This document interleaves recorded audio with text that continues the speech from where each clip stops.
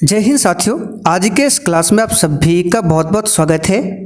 तो साथियों, Bihar police constable exam के लिए आज फिर से एक नया रिवीजन सेट को लेकर आए हैं, जिसमें साथियों जीके, साइंस, हिंदी व्याकरण और इंग्लिश का क्वेश्चन रहने वाला है। तो आप लोग पूरा क्लास को ध्यान से देखिएगा।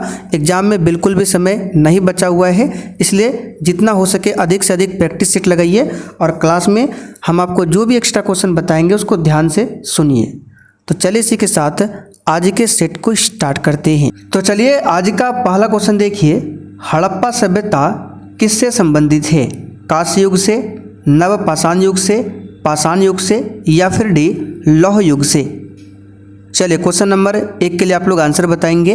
हड़प्पा सभ्यता किस युग से संबंधित है? चलिए बिल्कुल सही आंसर दे रहे हैं, कांस्य युग से संबंधित है हड़प्पा सभ्यता। यहाँ पर ए ऑप्शन आपका राइट आंसर है, कांस्य युग से। हड़प्पा की बात करें, इसकी खोज 1921 में किया गया था। किसके द्वारा? तो दयाराम साहनी के द्वारा। हड़प्पा किस नदी के तट पर? तो याद रखिएगा रावी नदी के तट पर बसा हुआ है। चलिए दूसरा क्वेश्चन देखिए, जैन परंपरा के अनुसार पहले तीर्थंकर कौन थे? एक भी क्वेश्चन को स्किप नहीं करना है और जो भी साथी चैनल पर पहली बार आए हैं आप लोग चैनल को जरूर सब्सक्राइब कर लीजिए, ताकि बिहार पुलिस से संबंधित आपसे एक भी क्लास छूटे ना। तो जैन परंपरा के अनुसार पहले तीर्थंकर थे ऋषभदेव। कौन थे? ऋषभदेव। यहाँ पर सी ऑप्शन आपका राइट आंसर है। ऋषभदेव का जन्म कहाँ पर हुआ था? तो अयोध्या के इक्ष्वाकु वंश में हुआ था ऋषभदेव का जन्म। इनका प्रतीक चिन्ह पूछे तो सांड था, या इसको बैल भी बोल सकते हैं। तो ऋषभदेव का प्रतीक चिन्ह पूछे सांड या फिर बैल। जैन परंपरा में टोटल 24 तीर्थंकर हुए हैं। कितने हैं? 24 तीर्थंकर हुए हैं, जिसमें से पहला तीर्थंकर ऋषभदेव, 24वें तीर्थंकर महावीर स्वामी और 23वें तीर्थंकर का नाम पूछा जाता है, जो कि क्या है? तो पार्श्वनाथ है 23वें तीर्थंकर का नाम। अच्छा, 23वें तीर्थंकर पार्श्वनाथ का प्रतीक चिन्ह पूछे तो सर्प है। क्या है? सर्प। ये सब क्वेश्चन आपको ध्यान रखना है। चलिए आगे बढ़ते हैं।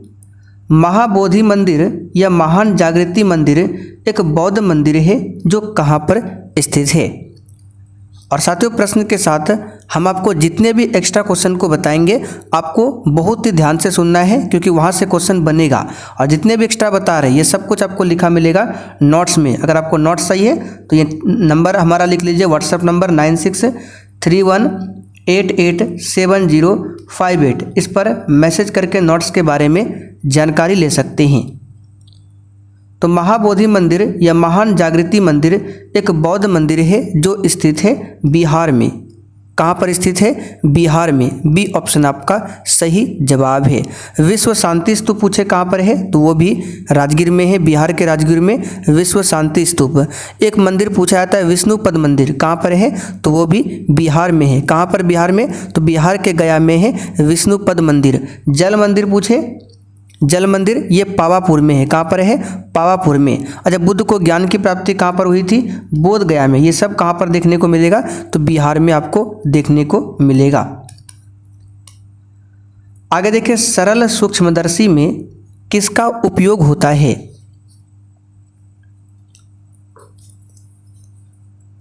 तो साथियों, सरल सूक्ष्मदर्शी में उत्तल लेंस का इस्तेमाल होता है। किसका होता है? उत्तल लेंस का। आगे देखिए, महमूद गजनवी के साथ भारत आने वाला प्रसिद्ध इतिहासकार कौन था? बी राइट आंसर करेंगे, अलबरूनी। ठीक है, अलबरूनी जो है 11वीं सदी में भारत आया था। कब आया था? 11वीं सदी में। बी वाला ऑप्शन यहाँ पर आपका राइट आंसर है। इनकी एक पुस्तक है किताब उल हिंद। ठीक है, यहाँ पर नाम लिख देते हैं। किताब उल हिंद के लेखक कौन है? तो अलबरूनी है। और किताब उल हिंद को 11वीं सदी का भारत का दर्पण कहा जाता है।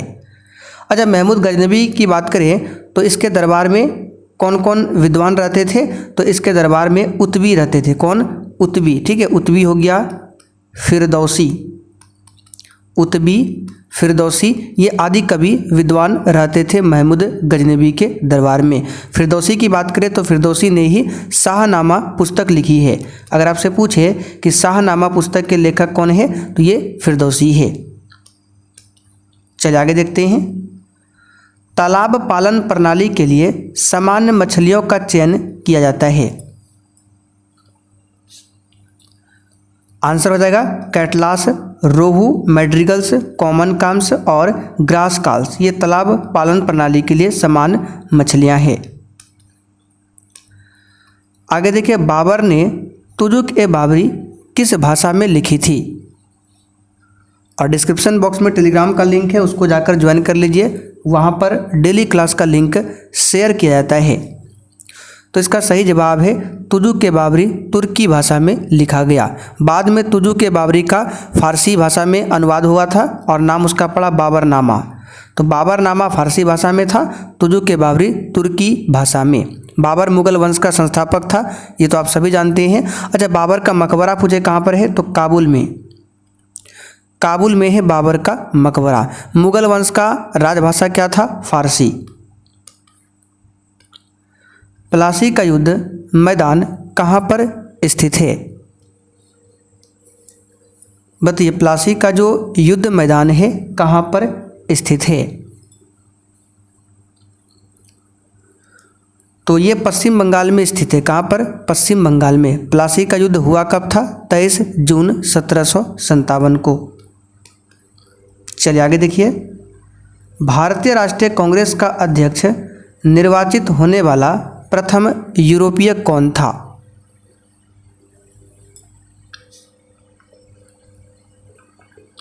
तो इसका सही जवाब है जॉर्ज यूले। कौन था? George Yule. ठीक है, इन्होंने 1888 में इलाहाबाद अधिवेशन की अध्यक्षता किया था। किसने? George Yule. अच्छा, कांग्रेस की अध्यक्षता करने वाले दूसरे यूरोपियन अध्यक्ष कौन थे? तो विलियम वेडरबर्न, जो कि सी ऑप्शन में दिया है। ये भारतीय राष्ट्रीय कांग्रेस की अध्यक्षता करने वाले दूसरे यूरोपियन अध्यक्ष थे। ठीक है, इसने 1889 में बॉम्बे अधिवेशन की अध्यक्षता किया था। अल्फ्रेड वेब की बात करें तो अल्फ्रेड वेब ने मद्रास अधिवेशन 1894 की अध्यक्षता किया था। ठीक है, बाकी ए.ओ. ह्यूम भारतीय राष्ट्रीय कांग्रेस के संस्थापक है, ये आप सभी जानते हैं। चलिए, किस उष्णकटिबंधीय खाद्य फसल के लिए 27 डिग्री सेल्सियस का तापक्रम एवं 100 सेंटीमीटर से अधिक वर्षा की आवश्यकता पड़ती है? चलिए, बहुत ही शानदार क्वेश्चन है, बताइए इसका आंसर। और जिसने अभी तक सेशन को लाइक नहीं किया है, आपसे रिक्वेस्ट है आप लोग सेशन को साथ में लाइक करते चलिए। इसका सही जवाब है चावल। चावल भारत का मुख्य फसल है। अच्छा, सबसे अधिक चावल कहाँ होता है? तो चाइना में। चावल उत्पादन में जो भारत है विश्व में दूसरा स्थान रखता है। अच्छा, भारत में सबसे अधिक चावल पूछे तो पश्चिम बंगाल में। कहाँ पर? पश्चिम बंगाल में। केंद्रीय चावल अनुसंधान केंद्र पूछे कहाँ पर है? तो उड़ीसा के कटक में है केंद्रीय चावल अनुसंधान केंद्र। अच्छा, भारत में चावल का प्रथम प्रमाण पूछे कहाँ से प्राप्त हुआ था? तो कोल्डिवा से। ठीक है, कोल्डिवा उत्तर प्रदेश के वेलन घाटी क्षेत्र में स्थित है, जहाँ से चावल के साक्ष्य प्राप्त हुए थे। केंद्रीय चावल अनुसंधान संस्थान कहाँ पर स्थित है? तो अभी हमने आपको बताया उड़ीसा के कटक में केंद्रीय वाला।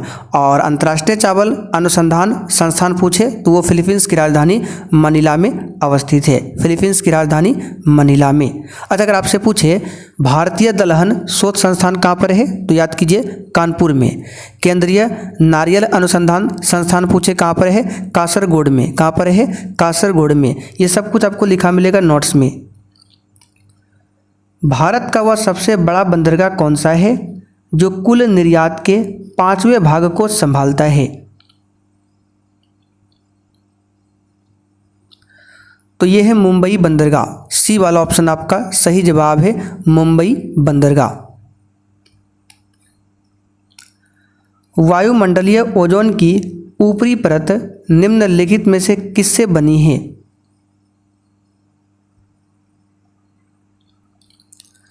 तो सिंपल सा क्वेश्चन है, ओजोन का सूत्र होता है O3 यानी ऑक्सीजन के 3 परमाणुओं के संयोजन से बना है। तो देखिए बी ऑप्शन में दिया है ऑक्सीजन परमाणुओं का संयोजन। O3 की बात करें यानी कि ओजोन की बात करें, इसकी मोटाई को किससे मापा जाता है? तो डॉप्सन इकाई से मापा जाता है ओजोन परत की मोटाई को। भूचाल का अपकेंद्र क्या होता है? बताइए भूचाल का अपकेंद्र क्या होता है? डी राइट आंसर करेंगे। पृथ्वी की सतह पर वह बिंदु जो भूकंप केंद्र पर ऊर्ध्वाधर होता है। अच्छा, भूकंप के अध्ययन को क्या कहते हैं? सिस्मोलॉजी। और भूकंप मापने वाला जो यंत्र होता है उसको क्या कहते हैं? सिस्मोग्राफ। और किस स्केल में मापा जाता है भूकंप की तीव्रता को? रिएक्टर स्केल में। चलिए आगे देखिए, लोकतंत्र में कल्याणकारी राज्य की संकल्पना संविधान के किस भाग से ली गई है? यानी कि डीपीएसपी की बात की जा रही है, तो ये भाग 4 है और आर्टिकल पूछे 36 से लेकर 51 तक। ठीक है, और ये हमने कहाँ से लिया है? आयरलैंड के संविधान से। भाग 1 में अनुच्छेद 1 से लेकर 4 तक आता है। ठीक है, और इसका संबंध संघ एवं उसके राज्य क्षेत्र से है। भाग 2 नागरिकता से संबंधित है, इसमें 5 से लेकर 11 आर्टिकल आता है। और भाग 3 मौलिक अधिकार से संबंधित है, जो कि 12 से लेकर कहाँ तक आता है? 35 तक। आगे देखिए, लक्षद्वीप के लोग निम्नलिखित में से कौन सी भाषा बोलते हैं? बताइए, लक्षद्वीप के लोग कौन सी भाषा बोलते हैं? भारत का सबसे छोटा केंद्र शासित प्रदेश पूछे तो लक्षद्वीप है, जिसका कुल क्षेत्रफल है 32 वर्ग किलोमीटर। इसकी राजधानी कहाँ पर है? तो लक्षद्वीप की राजधानी बताइए कहाँ पर है? तो यहाँ पर इसका सही जवाब हो जाएगा ऑप्शन 1 मलयालम। ठीक है, मलयालम बोला जाता है। लक्षद्वीप प्रवाल द्वीप है। अच्छा, लक्षद्वीप किस हाईकोर्ट के अंतर्गत आता है? तो केरल हाईकोर्ट के अंतर्गत में आता है लक्षद्वीप। कन्नड़ कहाँ का हो जाएगा? तो कन्नड़ की बात करें तो ये हो जाएगा आपका कर्नाटक की राजकीय भाषा है कन्नड़। तेलुगु हो जाएगा आंध्र प्रदेश की राजकीय भाषा। और नागालैंड की राजकीय भाषा पूछे क्या है? तो अंग्रेजी। वर्ष 2011 की जनगणना के अनुसार निम्नलिखित में से किस राज्य में बालक बालिका अनुपात सबसे कम है? तो सबसे कम है हरियाणा में। ठीक है, लिंगानुपात यहाँ का कितना? 879 है 2011 के अनुसार। अच्छा, भारत में पूछे साक्षरता कितना है? तो 74.04%, जिसमें पुरुष साक्षरता है 82.14% और महिला साक्षरता है 65.46%, 2011 सेंसस के अकॉर्डिंग। तो ये हम डाटा इसलिए बता रहे हैं ताकि आपको याद हो जाए, एग्जाम में आता है। अपचयन के बारे में निम्नलिखित में से कौन सा कथन सही है? यहाँ पर देखिए कूट के माध्यम से आपको आंसर बताना है। चलिए, इसके माध्यम से आपको आंसर बताना है इसमें से कौन सा सही है। तो अपचयन में क्या होता है? ऑक्सीजन का ह्रास होता है और क्या होता है? हाइड्रोजन का योग होता है। तो ऑक्सीजन का ह्रास, हाइड्रोजन का योग, तो ए भी हो जाएगा यहाँ पर।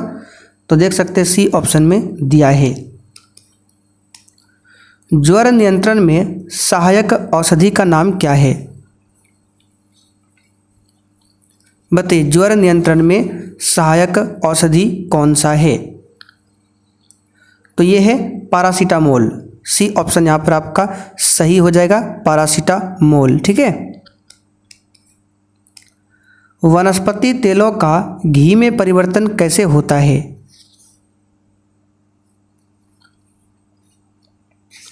इसका आंसर है हाइड्रोजनीकरण के द्वारा। ठीक है, हाइड्रोजनीकरण के द्वारा प्राप्त होता है। अच्छा, इसके लिए किस उत्प्रेरक की आवश्यकता होती है हाइड्रोजनीकरण में? तो निकेल उत्प्रेरक की आवश्यकता होती है हाइड्रोजनीकरण में।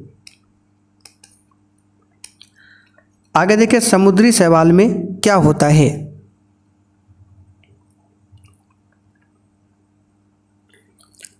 इसका सही जवाब है आयोडाइड होता है। बी वाला ऑप्शन यहाँ पर आपका सही है, समुद्री शैवाल में आयोडाइड होता है। सेलुलोज निम्नलिखित में से किसका मुख्य घटक है?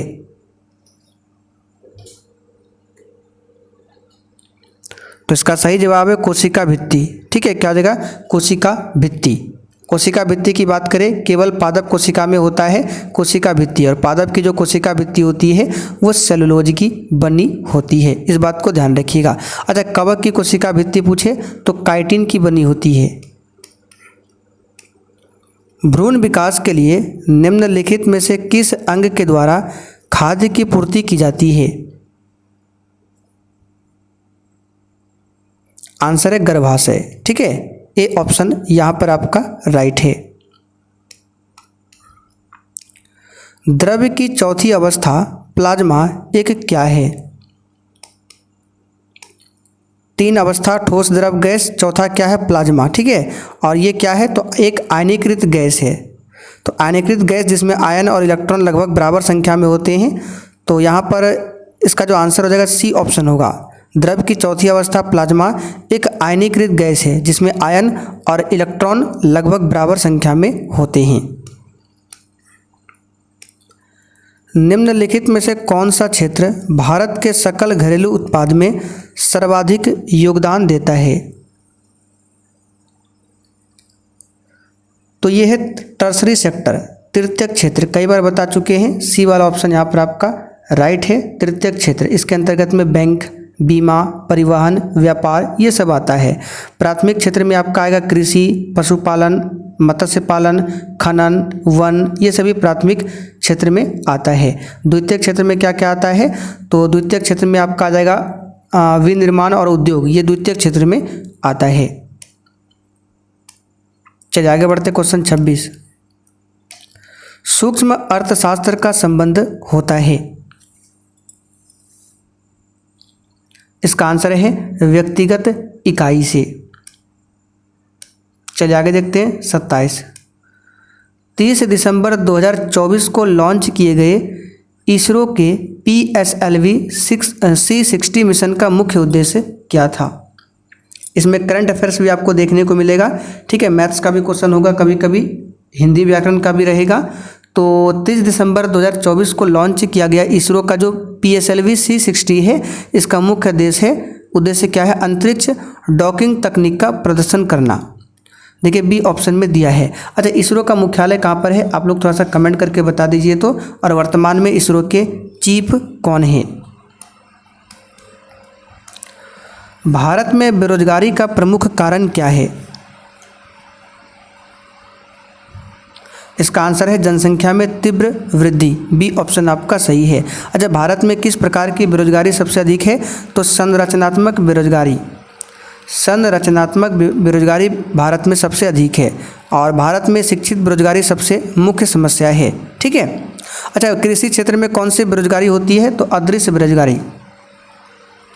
अदृश्य बेरोजगारी ये कृषि क्षेत्र में आपको देखने को मिलेगा। वर्तमान में भारत में बेरोजगारी 7% से अधिक है। कितना है? 7% से अधिक। मुस्लिम लीग के संविधान सभा का बहिष्कार किया, क्यों? बताइए, मुस्लिम लीग ने संविधान सभा का बहिष्कार क्यों किया? तो मुस्लिम लीग ने संविधान सभा का बहिष्कार इसलिए किया क्योंकि वह मुसलमानों के लिए अलग संविधान सभा चाहती थी। तो डायरेक्ट इसका आंसर बता सकते हैं सी वाला ऑप्शन। मुस्लिम लीग की स्थापना 30 दिसंबर 1906 को हुआ था आगा खां। ठीक है, आगा खां वो ढाका के आगा खां के और नवाब सलीमुल्लाह खां के नेतृत्व में हुआ था ढाका में। ठीक है, कहाँ पर? ढाका में। मुस्लिम लीग के प्रथम अध्यक्ष कौन बने थे? तो आगा खां बने थे। चलिए आगे देखते हैं। अच्छा, पाकिस्तान शब्द का प्रयोग सबसे पहले किसने किया था? तो चौधरी रहमत अली ने। अन्य प्लस अन्य की संधि से क्या बनेगा?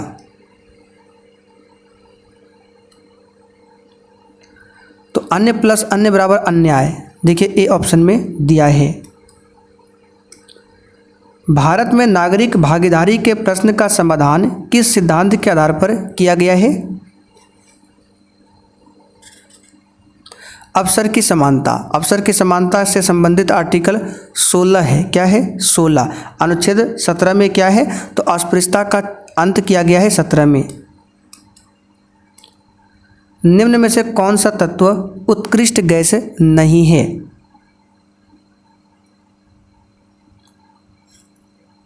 चलिए बताइए इसका आंसर। आंसर हो जाएगा क्लोरीन। ये उत्कृष्ट गैस नहीं है, ये हैलोजन समूह का तत्व है, हैलोजन समूह का तत्व है।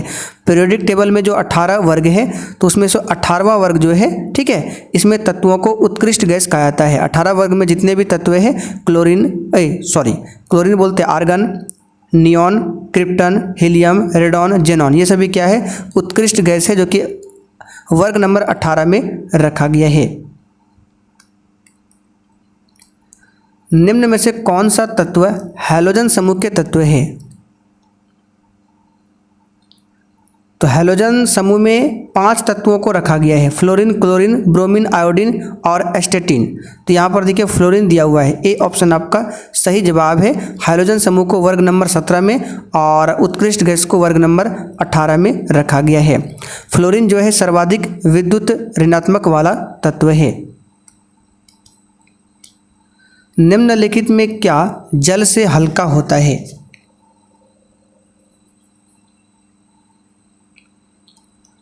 इसका आंसर है सोडियम, जल से हल्का होता है, ठीक है। सोडियम का परमाणु क्रमांक 11 है, कितना है, 11। भारत में दल बदल विरोधी अधिनियम कब बना था? ये सब क्वेश्चन कई बार आपको बता चुके हैं, समय की बर्बादी नहीं करेंगे। 1985 में, ठीक है, जो कि 52वां संविधान संशोधन हुआ था। इसी के तहत संविधान में 10वीं अनुसूची को ऐड किया गया था। बजट 2025-26 में किस राज्य में मखाना बोर्ड की स्थापना की जाएगी? वेरी इंपॉर्टेंट क्वेश्चन एग्जाम के लिए। आंसर है बिहार में। कहाँ पर? बिहार में। ए ऑप्शन आपका सही जवाब है, ठीक है। कहाँ पर हो जाएगा? बिहार में। अच्छा, वर्ष 2021 में आपको याद होगा जो मिथिला मखाना है उसको जीआई टैग दिया गया था। कब? 2021 में। और मिथिला मखाना का वानस्पतिक नाम पूछे तो ये है, क्या है? यूरिले फेरोक्स सालिसब। ये नोट्स में आपको लिखा हुआ मिल जाएगा, वहाँ पर सब कुछ। चलिए आगे बढ़ते हैं। अच्छा, राष्ट्रीय मखाना अनुसंधान केंद्र कहाँ पर है पूछे तो दरभंगा में, जिसकी स्थापना 2002 में किया गया था। निम्न में से कौन सबसे अधिक तन्य धातु है?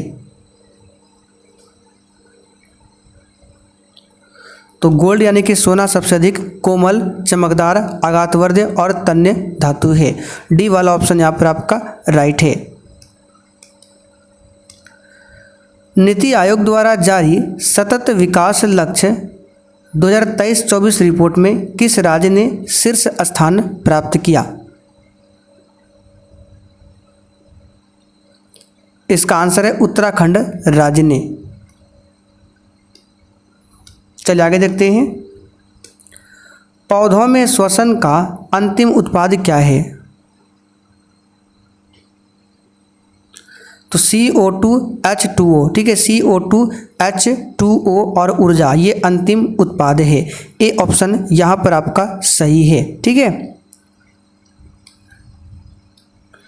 एक मुद्रा जिसकी विनिमय दर में लगातार गिरने की प्रवृत्ति हो वह क्या कहलाती है? तो उसको हॉट मनी यानी कि गर्म मुद्रा बोला जाता है। खुला आकाश नीति, ओपन स्काई पॉलिसी क्या है? तो खुला आकाश नीति जो है ये नागर विमानन मंत्रालय द्वारा निर्यात संवर्धन की एक योजना है। तो यहाँ पर इसका सी ऑप्शन आपका राइट है। भारत सरकार की राजस्व प्राप्तियों में इनमें से क्या शामिल नहीं होता है? तो भारत सरकार की टैक्स कलेक्शन में ऋणों की वसूली ये शामिल नहीं होती है। डी वाला ऑप्शन आपका राइट आंसर है। कांग्रेस की ओर से क्रिप्स मिशन के बारे में परीक्षण एवं विचार विमर्श हेतु किसे अधिकृत किया गया था?